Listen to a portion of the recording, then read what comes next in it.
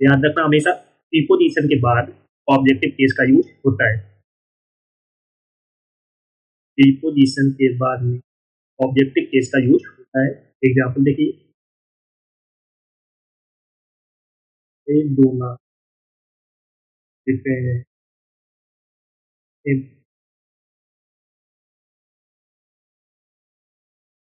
he relies on me,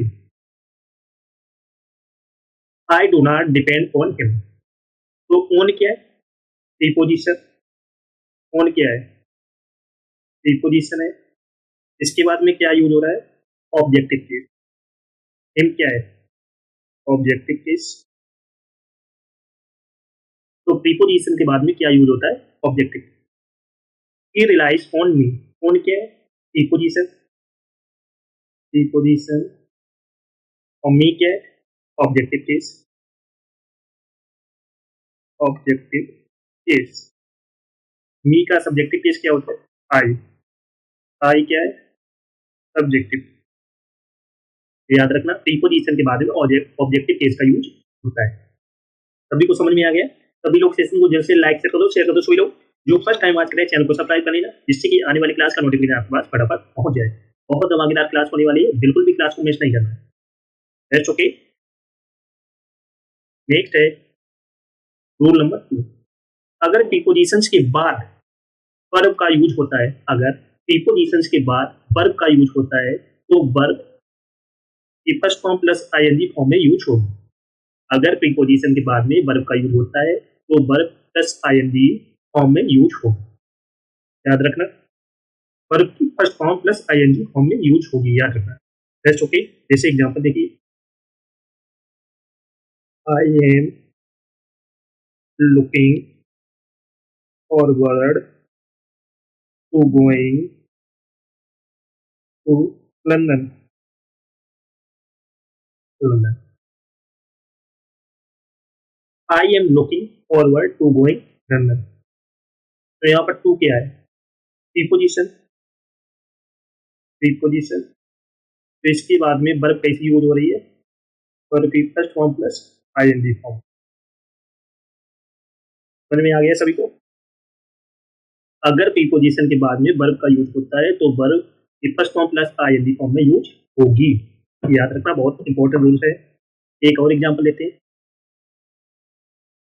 He is afraid of going out after sunset।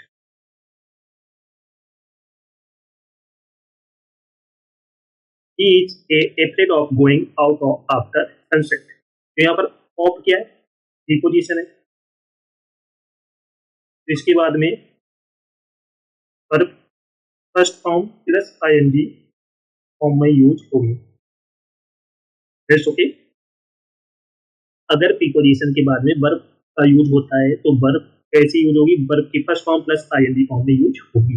बहुत important rule है, बिल्कुल भी miss नहीं करना है। नेक्स्ट ओके, नेक्स्ट है बहुत बहुत इंपॉर्टेंट रूल्स है। Rule number 3, stress, emphasize, investigate, comprise, accompany, consider, violate, pervade, succeed, invade, resist, enter, direct, join, sign, affect, ensure, board, discuss, describe, reach, order, tell, demand, act, control, resemble, ridicule, ये 7 prepositions का use नहीं होता है। ये कुछ word है, इनके साथ में प्रीपोजिशन का यूज नहीं होता है। याद रखना, ये कुछ वर्ड है, इनको आप याद कर लो, इनके साथ में प्रीपोजिशन का यूज नहीं होता है। नेक्स्ट ओके, ये कुछ वर्ड है, अच्छे से देख लो, नोट कर लो कॉपी में। इनके साथ में प्रीपोजिशन का यूज नहीं होता है। एग्जांपल देखिए,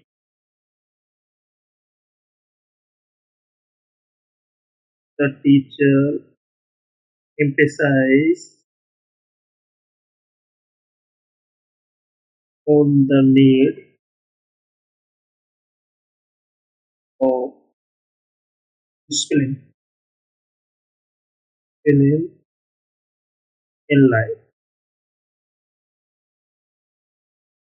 I have ordered और एक और I shall discuss about the problem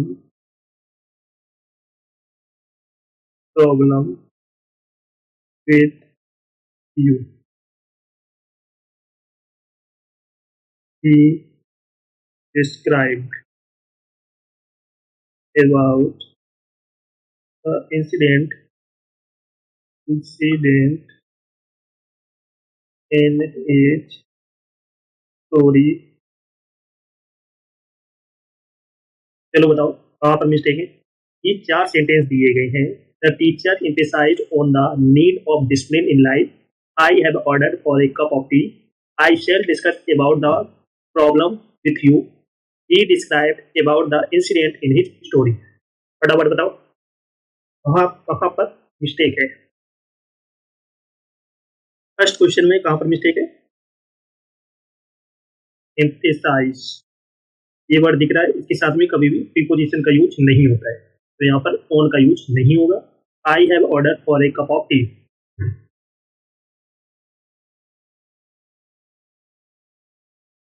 order ये वर्ड दिख रहा है, इसके साथ में प्रीपोजिशन का यूज नहीं होता है, तो यहाँ पर फॉर का यूज नहीं होगा। I shall discuss about the problem with you, तो डिस्कस के साथ में प्रीपोजिशन का यूज नहीं होता है, तो यहाँ पर अबाउट का यूज नहीं होगा। He describe about the incident in his story, तो डिस्क्राइब के साथ में प्रीपोजिशन का यूज नहीं होता, तो यहाँ पर अबाउट का यूज नहीं होगा। ये कुछ वर्ड है जिनको आपको याद कर लेना। ओके, समझ में आ गया सभी को? सभी लोग सेशन मुझे से लाइक कर दो, शेयर कर दो। सभी लोग जो फर्स्ट टाइम वॉच करें चैनल को सब्सक्राइब कर लेना, जिससे कि आने वाली क्लास का नोटिफिकेशन आपके पास फटाफट पहुंच जाए।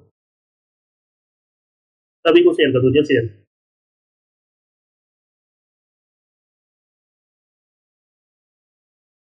नेक्स्ट है सी सजेस्ट, प्रपोज के बाद प्रीपोजिशन टू का यूज होता है। सी सजेस्ट, प्रपोज के बाद प्रीपोजिशन टू का यूज होता है। जैसे से सजेस्ट, प्रपोज के बाद में प्रीपोजिशन टू का यूज होता है, याद रखें। एग्जाम्पल देखिए, you suggested to him that he should leave the place.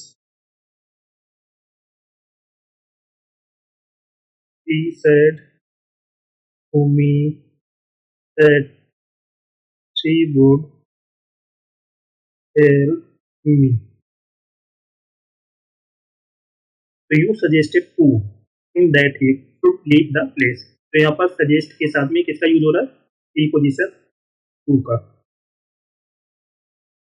He said to me, तो यहाँ पर said के साथ में किसका यूज हो रहा है? प्रीपोजिशन टू का यूज हो रहा है। तो सी सजेस्ट, प्रपोज के बाद है प्रीपोजिशन टू का यूज होता है, याद रखना है। That's okay. चलो नेक्स्ट है speak, reply, extend, complain, talk, listen, right के बाद प्रीपोजिशन टू का यूज होता है। Speak, reply, explain, complain, talk, listen के बाद में प्रीपोजिशन टू का यूज होता है। एग्जाम्पल देखिए, he did not reply to me, तो यहाँ पर रिप्लाई के बाद में किसका यूज हो रहा है? प्रीपोजिशन टू का। तो speak, reply, extend, complain, talk, listen, right के बाद प्रीपोजिशन टू का यूज होता है। That's okay.